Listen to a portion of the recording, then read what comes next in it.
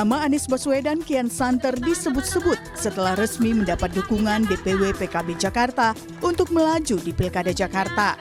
Tapi di samping nama Anies, muncul pula sejumlah nama, mulai dari Gubernur Jawa Barat 2018-2023 Ridwan Kamil hingga putra bungsu Presiden Jokowi Kaisang Pangarep.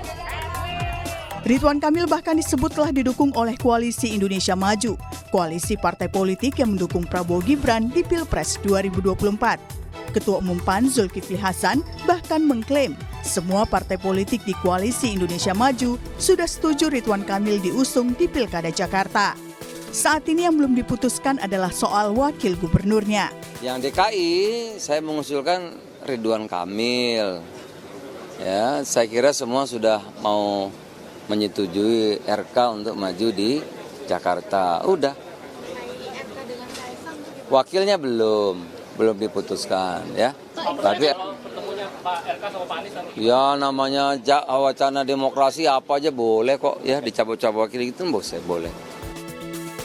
Sinyal majunya Ridwan Kamil di Pilgub Jakarta pun menimbulkan isu penjagalan Anies untuk maju di Pilkada. Nama Jokowi pun disebut-sebut. Tak lain karena nama Ridwan Kamil muncul setelah Jokowi bertemu Ketua Umum partai politik pendukungnya di Istana akhir Mei lalu, di mana salah satu pembahasannya adalah soal pilkada. Menanggapi ini, Anies bilang lebih memikirkan nasib warga Jakarta ketimbang siapa yang akan jadi pesaing. Ya, masa sih? Saya lebih melihat pentingnya memikirkan nasib warga Jakarta daripada tentang siapa yang akan ikut kompetisi. Karena ini tentang masa depan rakyat Jakarta. Itu semua jauh lebih penting daripada bagi saya tentang siapa yang akan ikut di dalam pilkada besok. Karena siapapun yang akan ikut, ujungnya rakyat harus memilih kok. Tak hanya itu, Partai Keadilan Sejahtera yang selama ini dikenal sebagai partai pendukung Anies di Pilgub dan Pilpres bahkan ditawari untuk berkoalisi di Pilgub Jakarta. Iming-imingnya adalah posisi calon wakil gubernur. Kalau misalnya dari Koalisi Indonesia Maju, apakah ada tawaran Pak ke PKS gitu, atau PKS menjadi cawagup DKI? Ada, makanya itu sedang kita coba analisis, kita kaji mana kira-kira nanti yang paling maslahat, kira-kira begitu ya. Pak, berarti PKS itu terbuka dong Kang untuk bergabung ke... Ya, belum, itu kita juga belum tahu, tawaran juga kan. Litbang Kompas merilis survei terbaru terkait rapor kinerja pemerintahan Presiden Jokowi dan Wakil Presiden Ma'ruf Amin. Hasil survei yang dilakukan 27 Mei hingga 2 Juni 2024 terlihat tingkat kepuasan publik adalah yang tertinggi sejak survei yang dilakukan pada periode pemerintahan Jokowi di Oktober 2019. Hasil survei ini pula yang diyakini Partai Gerindra jika figur Presiden Jokowi masih sangat berpengaruh dalam pilkada nanti. Kalau pemimpin-pemimpin yang mereka hormati, tentu mereka akan dengar juga gitu loh. Masukan mereka, sikap politik mereka, gestur politik mereka. Tentu menurut saya sih masih sangat berpengaruh. Lalu akankah efek Jokowi juga akan berpengaruh di Pilgub Jakarta? Tim Liputan, Kompas TV.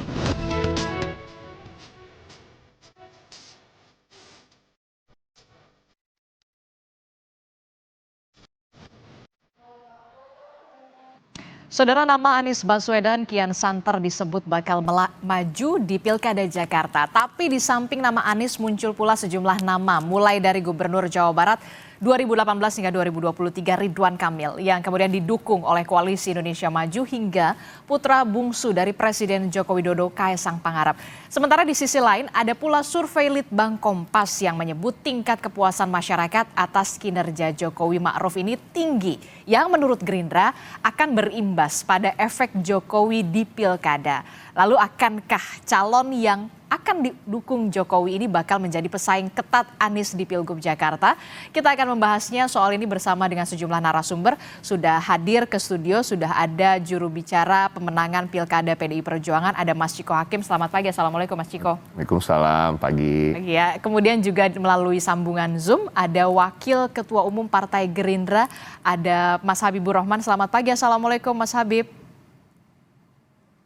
Mas Habib. Selamat pagi, Assalamualaikum.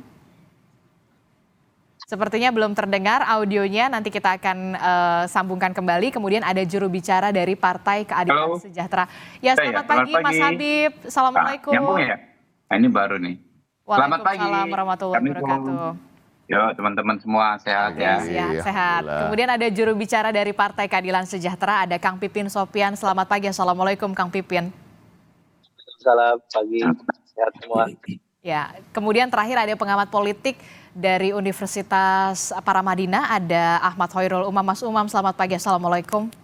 Waalaikumsalam, selamat pagi Mbak Disti. Ya, kita masih membahas soal Pilkada Jakarta ini, walaupun memang masih bulan November, tapi rasa-rasanya kok panasnya sampai sekarang tuh masih sudah terasa. Nah, saya ingin ke Kang Pipin dulu. Kang Pipin, ini jadi PKS bakal ambil nggak sih tawaran untuk berkoalisi dengan Koalisi Indonesia Maju untuk mengambil posisi calon wakil gubernur Jakarta, atau kemudian ada pertimbangan lain?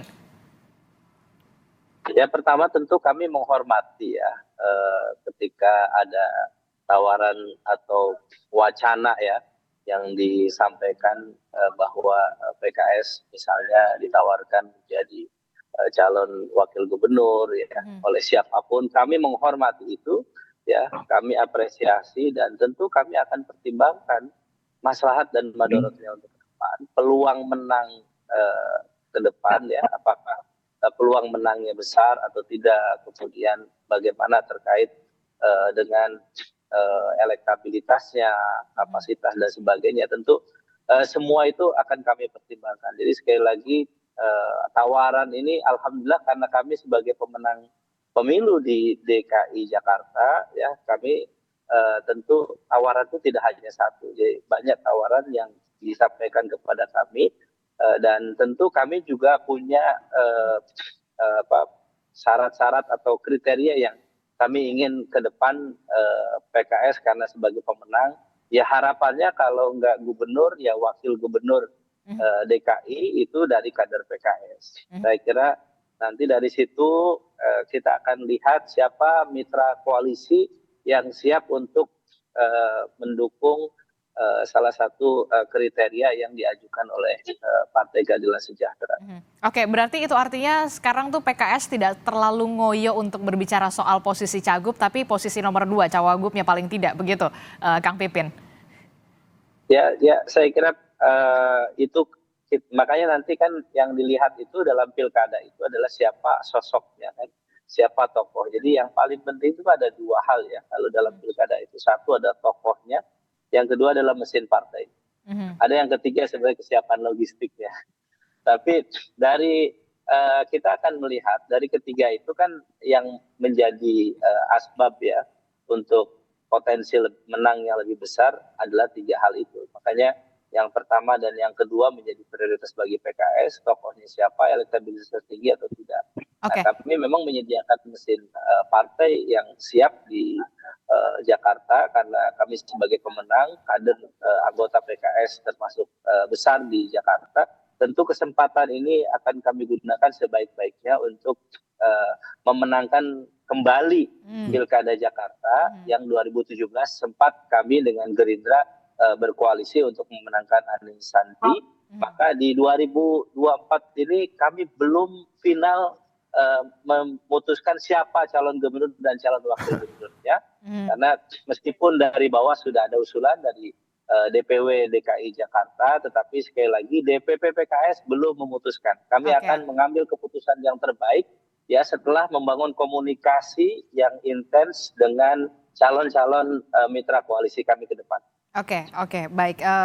Sepertinya Partai Keadilan Sejahtera tidak mau kehilangan kesempatan lagi seperti tahun-tahun sebelumnya di Pilkada Jakarta, begitu ya Kang Pipin. Kang Pipin, ini kan sempat menjadi heboh ya ketika Presiden PKS Ahmad Syahiku ini mengatakan ada tawaran dari Koalisi Indonesia Maju. Nah, ini yang jadi penasaran kita semua. Sebenarnya siapa sih awalnya yang menawari PKS untuk posisi ini? Karena Partai Gerindra menyatakan, Mas Habibur Rahman, Gerindra nggak ada tuh nawarin. Jadi bagi kami sekali lagi bahwa tawaran itu ada, tapi tentu kami tidak bisa mengatakan bahwa ini resmi atau tidak resmi. Hal yang biasa saja di pilkada ya, kita ada 500 lebih pilkada dan saling penjajakan siapa dengan siapa, koalisinya dengan siapa. itu tentu ada pembahasan gitu ya, dan ketika itu masuk kepada kami ya bahwa oh ternyata tokoh A dari partai A menyampaikan ini gitu ya, tentu kami menghormati ya setiap wacana atau penjajakan yang dilakukan oleh berbagai partai politik termasuk tokoh-tokohnya ya yang mengajak kami kerjasama, karena kami memahami ya bahwa di DKI 2017 lalu kami punya mesin partai dan juga tokoh menang, maka 2024 ini memang momen kesempatan bagi kami ketika kami diamanahi oleh warga Jakarta dengan suara terbanyak di Jakarta. Oke, saya ke Mas Habibur Rahman. Mas Habibur Rahman, tawaran itu akan kami pertimbangkan. Oke, 2 tawaran itu akan dipertimbangkan. Kalau Mas Habibur Rahman, betul berarti ya Partai Gerindra ini secara resmi tidak ada menawarkan ke Partai Keadilan Sejahtera. Berarti ada dari parpol lain, mungkin dari Koalisi Indonesia Maju. Sudah ada komunikasi soal itu, Mas Habib? Yang saya katakan bahwa memang secara resmi ya partai kami belum punya calon gubernur ya, tentu juga belum bisa mengajukan atau calon wakil gubernurnya lagi ya, tentu belum. Jadi secara resmi belum, karena kan ini proses terus berjalan. Apakah partai lain sudah punya calon resmi atau belum, kami juga nggak monitor satu demi satu ya teman-teman di Koalisi Indonesia Maju. Tapi yang jelas tidak satupun partai politik di Jakarta ini yang bisa memutuskan sendiri, ya kan? Karena kan harus koalisi. Karena itu menurut saya sekarang ini prosesnya memang saling penjajakan satu sama lain, ya. Dinamikanya memang seperti itu berjalan, ya kita hormati. Tapi kalau garis Partai Gerindra adalah kami ya partai politik yang tidak punya musuh, ya. Tidak ada kami anti terhadap partai politik manapun. Oke. Ya, jadi di situ yang kedua ya, tentu sebagai partai politik ya secara naluriah kami ingin kader kami maju, ya. Oke. Prioritas kedua, kalau kader kami tidak bisa maju, mungkin kader partai yang kemarin berkoalisi mendukung ketua umum kami jadi presiden ya, Koalisi Indonesia Maju. Yang ketiga, kalau toh memang nggak bisa, misalnya kader kami tidak bisa, kader partai politik rekan Koalisi Indonesia Maju tidak bisa, kami juga nggak ada masalah, misalnya mendukung kader-kader partai lain ya. Dan hasil pemilu ya di DKI ataupun di seluruh daerah yang lain, tentu kami mengikuti proses demokrasi ya. Kita tidak ada yang patok misalnya daerah ini harus menang dan lain sebagainya. Dengan segala hormat sebenarnya di antara partai-partai saat ini yang cukup mewah itu kami kan, karena kami sudah punya presiden gitu loh. Jadi santai saja kami mengikuti dalam tanda kutip alur permainan ini ya. Yang penting terbaik untuk rakyat ya, yang terbaik, paslon yang terbaik untuk rakyat bisa kita dapatkan ya, lalu berkontestasi dengan baik. Pemilu Pilgub Jakarta dilaksanakan dengan baik. Oke, secara naluriah sih Gerindra maunya kader internalnya dari Partai semua Gerindra. Partai politik pasti begitu. Semua partai politik, karena memang harus ada kader potensial yang dimajukan. Tapi secara realistis, Anda sempat menyebut Ridwan Kamil ini secara realistis punya peluang menang di Pilkada Jakarta. Nah, kalau Golkar sendiri kan kalau ada kabar maunya RK ini dimajukan ke Jawa Barat bukan ke Jakarta. Respon Anda seperti apa? Ada tarik ulur ini juga antara Golkar dan Partai Gerindra. Benarkah demikian? Yang membahasakan tarik ulur kan bukan kami ya. Kami sih santai-santai saja. Baik Gerindra maupun Golkar.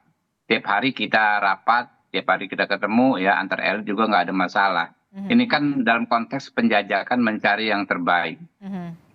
Perlu digarisbawahi, Pak Ridwan Kamil ya kalau mau maju dimanapun kan tentu kita memerlukan kesediaan yang bersangkutan, ya kan, nggak bisa dipaksa. Kader kami sendiri pun kalau nggak mau maju misalnya, ya nggak bisa kita paksa. Yang kedua, beliau kan waketum Partai Golkar, tentu fatsunnya ya mau maju dimanapun tentu harus disetujui oleh Partai Golkar, dan kami taat azas saja gitu loh. Bahwasanya kita ingin misalnya Jakarta menang, Jawa Barat menang, ya semua pengen begitu kan. Nah, tapi kan ada hal yang memang nggak bisa kami putuskan, ya. Kita ikuti saja dan kita sangat menghormati, ya, domain masing-masing entitas tersebut, baik Ridwan Kamil sebagai pribadi, Golkar sebagai partai politik, ya monggo diperhitungkan, ya, mana yang nyaman buat Pak Ridwan Kamil, mana yang nyaman buat Partai Golkar, gitu. Oke, tapi itu artinya Partai Gerindra juga balik lagi ujung-ujungnya menyerahkan sepenuhnya ini kepada Ridwan Kamil begitu ya. Karena tapi kalau begini, ada yang mengatakan RK ini kan playgroundnya memang di Jabar. Kalau misalkan di Jakarta agak sulit nih nampaknya.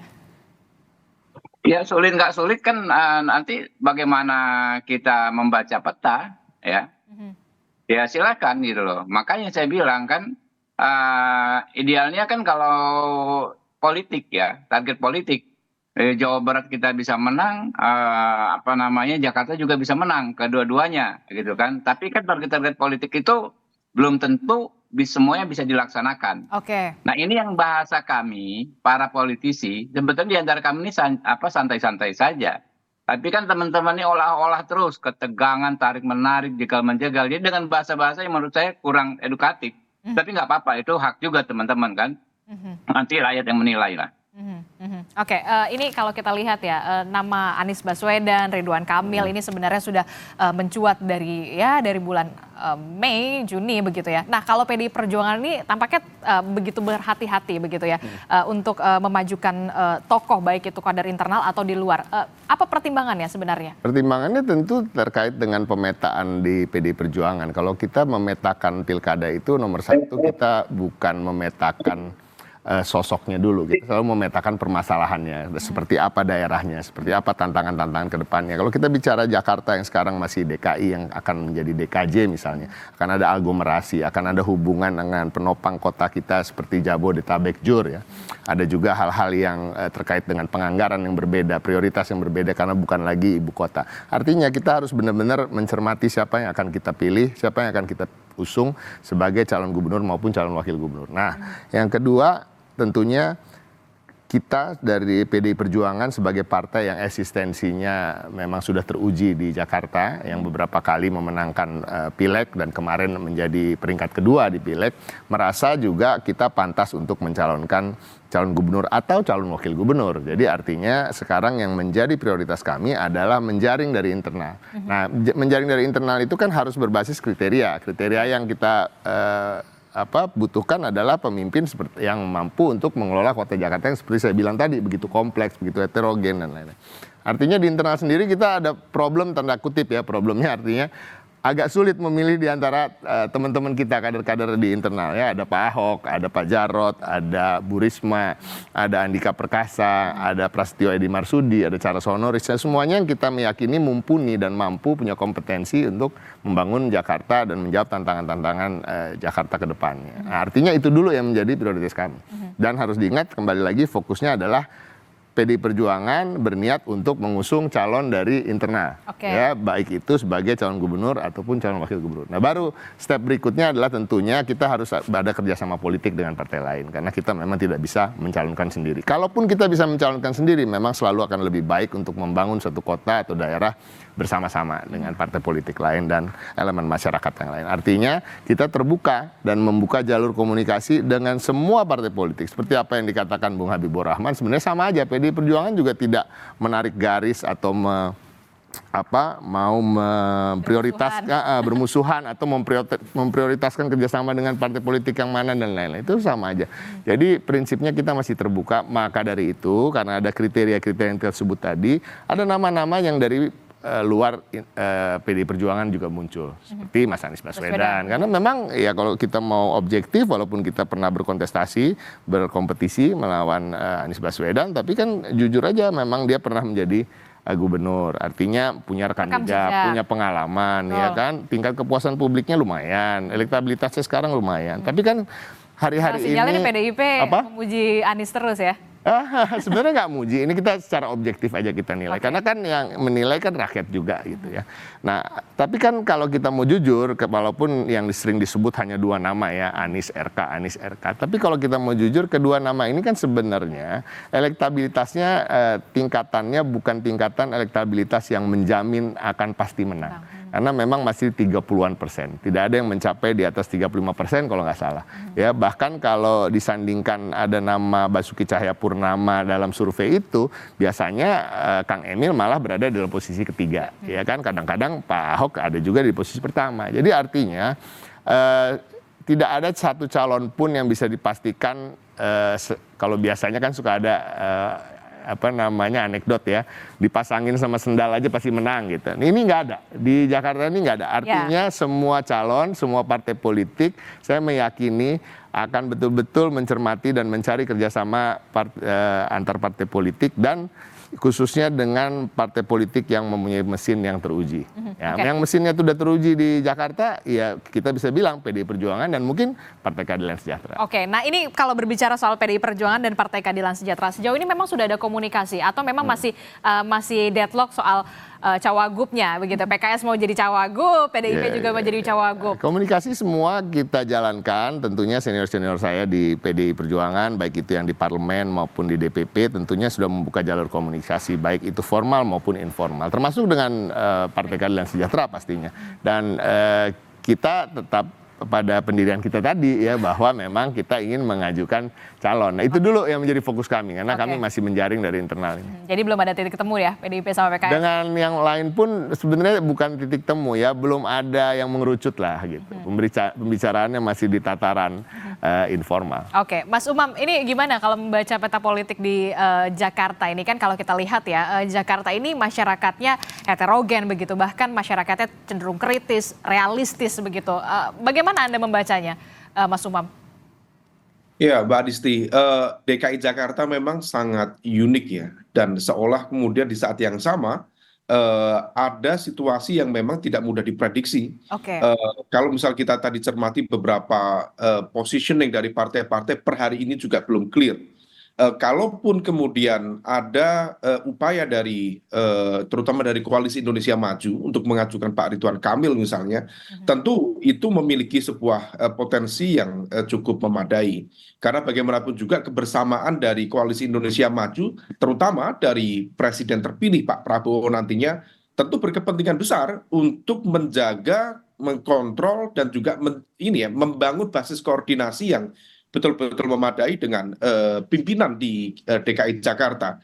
Karena kalau misal kemudian DKI Jakarta dipegang oleh elemen, kekuatan, entitas yang berpotensi menjadi rival, menjadi kompetitor, tentu itu akan menjadi bayang-bayang yang tidak mudah untuk dihadapi.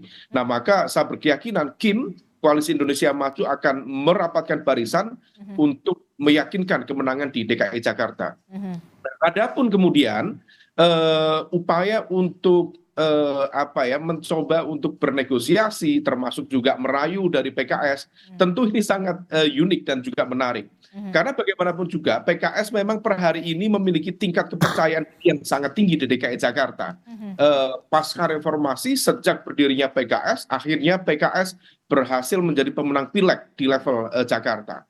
Tetapi dalam sejarahnya PKS belum pernah menjadi imam di dalam pembentukan koalisi. Hampir rata-rata menjadi makmum, menjadi pengikut. Nah, ini menjadi ujian kredibilitas dan juga aspek kepemimpinan ya, leadership di dalam konteks pembentukan koalisi. Karena bagaimanapun juga, karena tadi disebutkan tidak ada partai politik yang memiliki golden ticket untuk mengajukan, maka mau tidak mau harus bernegosiasi, berkompromi dengan partai lain untuk mengajukan sebuah nama.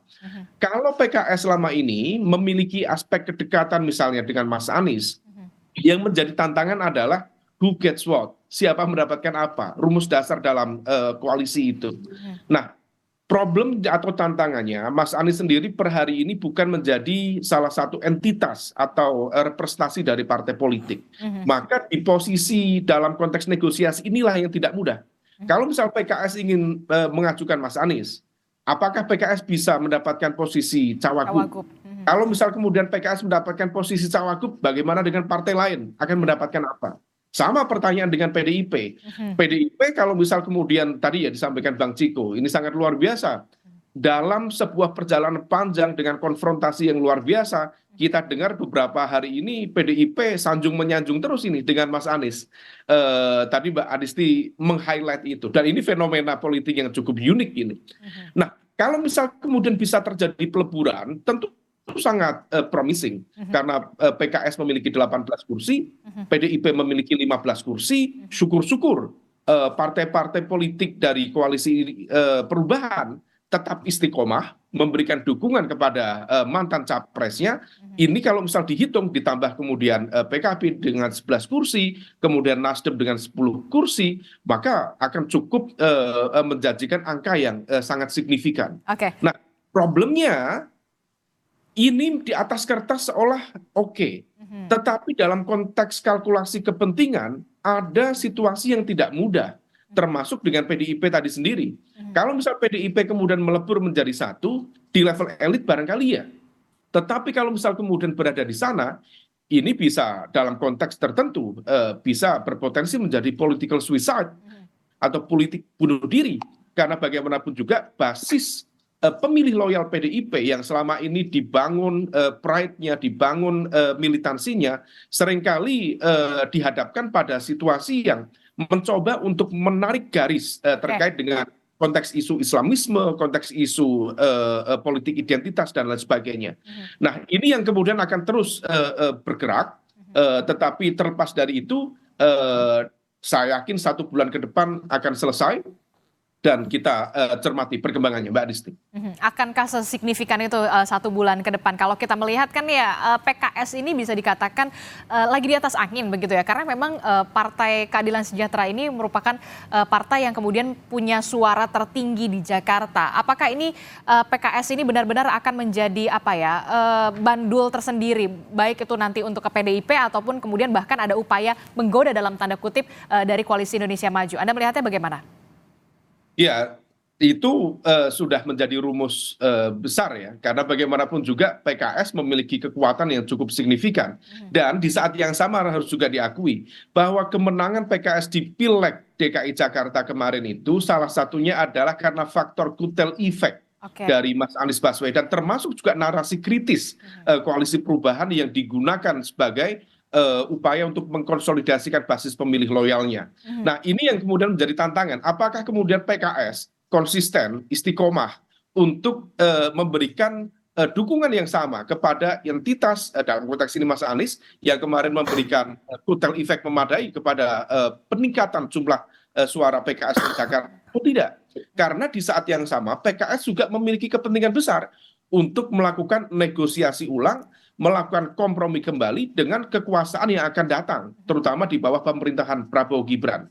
Jadi terlepas ini upaya untuk menggembosi atau menggagalkan Mas Anies maju ke Pilgub, tapi realitasnya PKS sendiri memiliki kepentingan besar untuk itu.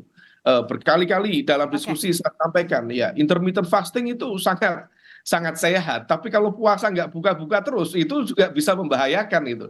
Nah, PKS tampaknya mencoba untuk merekalkulasi itu, dan DKI Jakarta, karena bagaimanapun juga memang nanti ibu kota akan berpindah ke IKN, tetapi center of gravity secara politik, secara ekonomi dari Indonesia tetap Jakarta. Dan pemerintahan baru Prabowo Gibran akan tetap meletakkan perhatian yang sangat besar terhadap Jakarta. Oke, intermittent fasting memang menyehatkan, tapi kalau nggak buka-buka juga nanti lama-lama bisa sakit begitu ya, istilah yang kemudian menarik sekali Mas Umam. Mas Umam, tadi Anda menyebutkan soal bagaimana Partai Keadilan Sejahtera mendapatkan raihan tertinggi karena memang ada total efek dari nama Anies Baswedan. Lalu bagaimana dengan Presiden Joko Widodo yang kemudian disebutkan oleh Mas Habibur Rahman juga yakin bahwa tingkat kepuasan kinerja Jokowi ini berpengaruh terhadap pilkada. Jangan dijawab dulu Mas Habib, tetaplah bersama kami di Sapa Indonesia Pagi, usai jeda.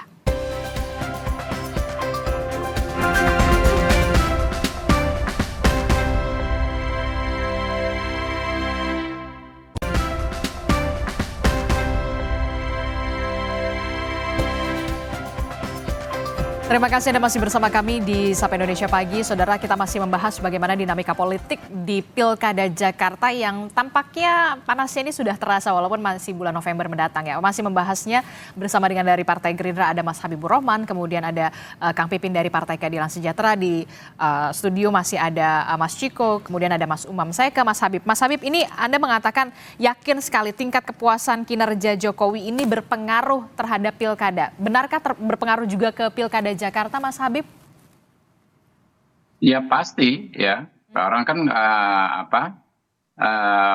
pengaruh itu kan bisa ikut membantu calon yang nanti didukung. Misalnya saja jangankan seorang presiden ya, yang ketika tingkat kepuasan masyarakat tinggi atas kinerjanya, influencer saja itu bisa mempengaruhi pemilih. Kan kita tahu tiap pilkada misalnya ada yang didukung oleh influencer tertentu, didukung tokoh-tokoh olahraga, didukung tokoh-tokoh masyarakat. Ya karena memang masyarakat kita itu kan masih mendengar dan melihat ya apa yang dikerjakan oleh elit, kalau menurut dia bagus, yang dipraktekkan kesesuaian antara perkataan dengan ucapan, lalu mereka puas, maka jangankan sikap politik, gestur politik tokoh tersebut bisa berpengaruh. Oke, kalau kita tadi melihat bagaimana Litbang Kompas kemudian melakukan survei begitu pemerintahan dari Presiden Joko Widodo dan juga Ma'ruf Amin ini, tingkat kepuasannya masih tinggi, cukup tinggi, bahkan saya bisa mengatakan 75,6%. Anda juga yakin ini juga akan berpengaruhkah di Pilkada Jakarta dengan masyarakat yang realistis dan juga heterogen?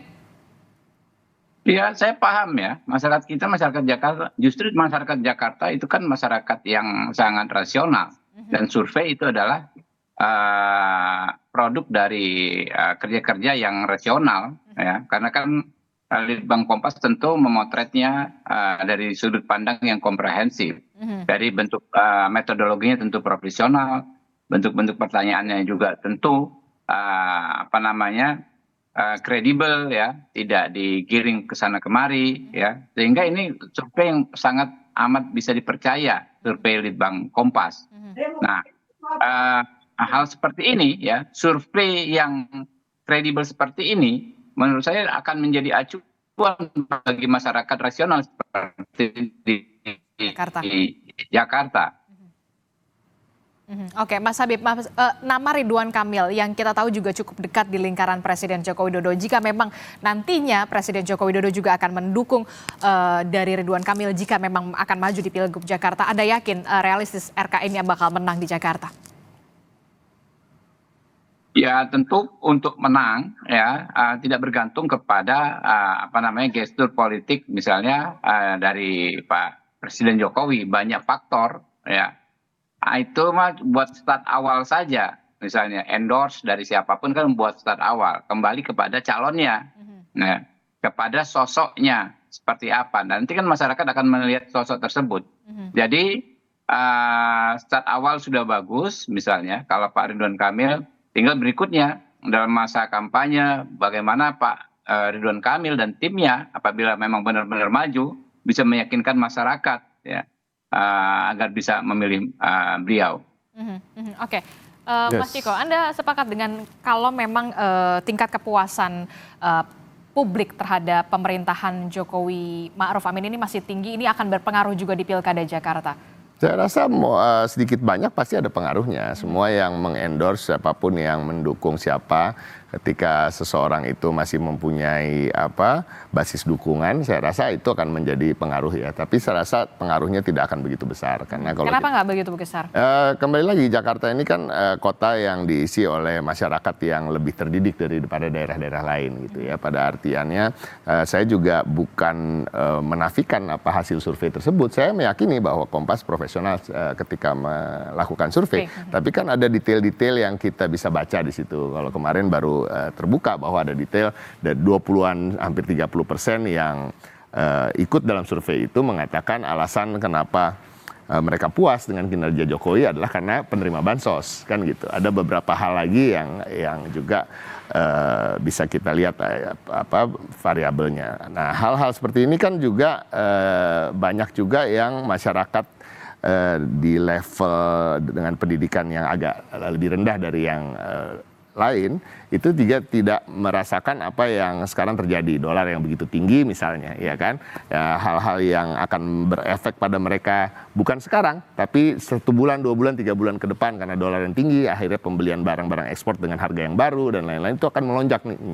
Nah, harga BBM yang bentar lagi akan naik, Pertalite yang akan dihapus dan lain-lain. Ini tidak berefek pada kehidupan sehari-hari seakan-akan, sehingga ada survei seperti itu. Tapi saya rasa kalau di Jakarta sendiri ini akan sangat berdampak apa-apa yang negatif yang sedang terjadi. Artinya efek dari Jokowi itu memang tetap akan ada efek, tapi saya rasa tidak sebesar mungkin di daerah-daerah lain. Jadi bagi kami nggak ada masalah. Bagi kami kembali lagi Jakarta ini dan pilkada dimanapun tentunya mesin politik itu juga sangat harus diperhitungkan.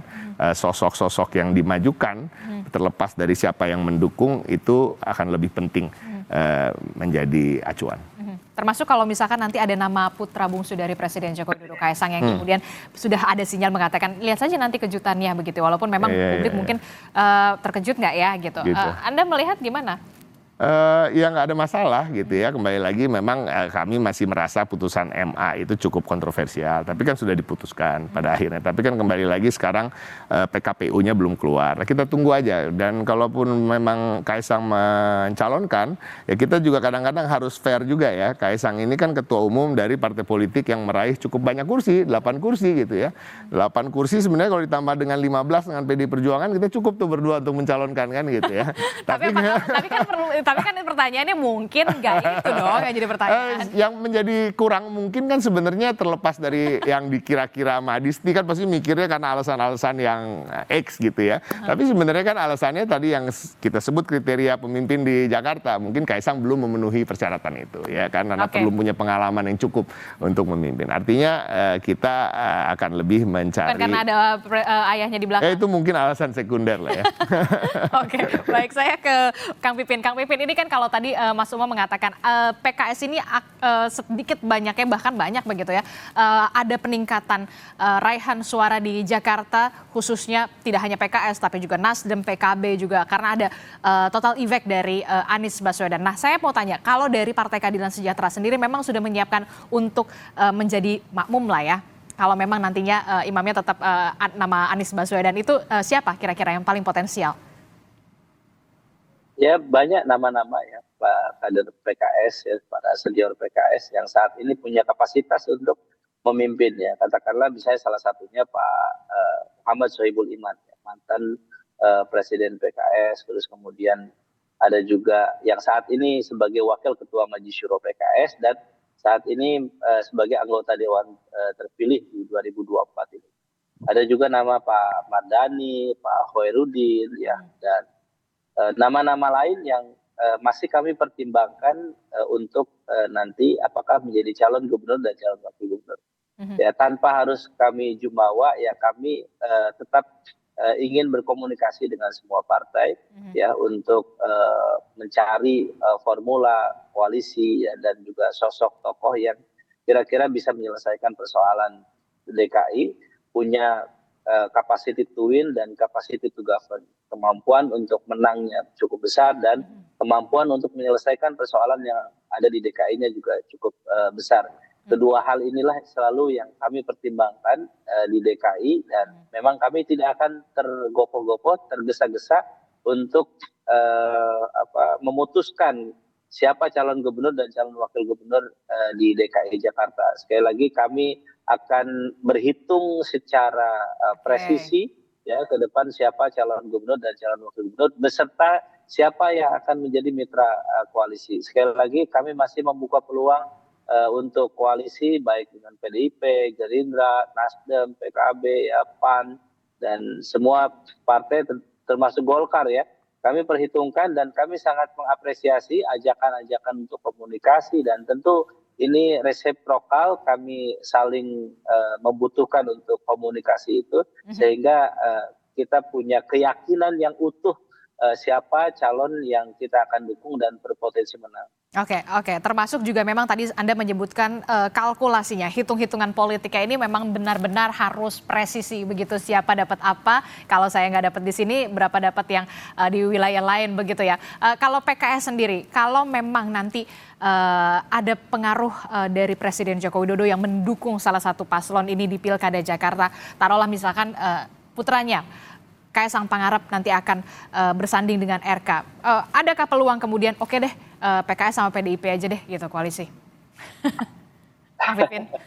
Ya sekali lagi kami akan melihat dari sisi kriteria ya. Apakah memang sosok-sosok yang ditawarkan itu punya kemungkinan untuk menangnya besar, kemampuan menangnya, elektabilitas, popularitasnya besar. Karena dengan waktu hanya 160 hari ke depan tentu kita akan berhitung ya. Bahwa calon yang kita harus usung memang yang peluang menangnya besar. Dan yang kedua adalah apakah calon yang kita dukung mampu tidak menyelesaikan persoalan yang dihadapi oleh warga Jakarta. Kemacetan sampai saat ini masih terjadi, kemudian persoalan banjir juga masih terjadi, dan persoalan ketimpangan juga terjadi. Kita butuh ke depan memang pemimpin yang fokus ya untuk membangun Jakarta ini, tidak hanya menjadikan Jakarta sebagai batu loncatan. Nah itu juga menjadi pertimbangan bagi kami ya, bahwa ke depan kita berharap bahwa gubernur dan wakil gubernur ini tidak menjadikan Jakarta sebagai batu loncatan. Emang ada yang untuk sebagai batu loncatan saja menurut PKS selama ini? Fenomena dulu ya Pak Jokowi juga menjadikan ini sebagai batu loncatan ya. Terus kemudian ya yang lain juga. Pak Anies juga kan dulunya gubernur terus jadi capres. Pasti jadi stepping stone lah kalau misalkan Jakarta itu. Ya, kami tentu harus membuat dealing ya dengan siapapun calon gubernur, calon wakil gubernur yang akan diusung oleh Jakarta.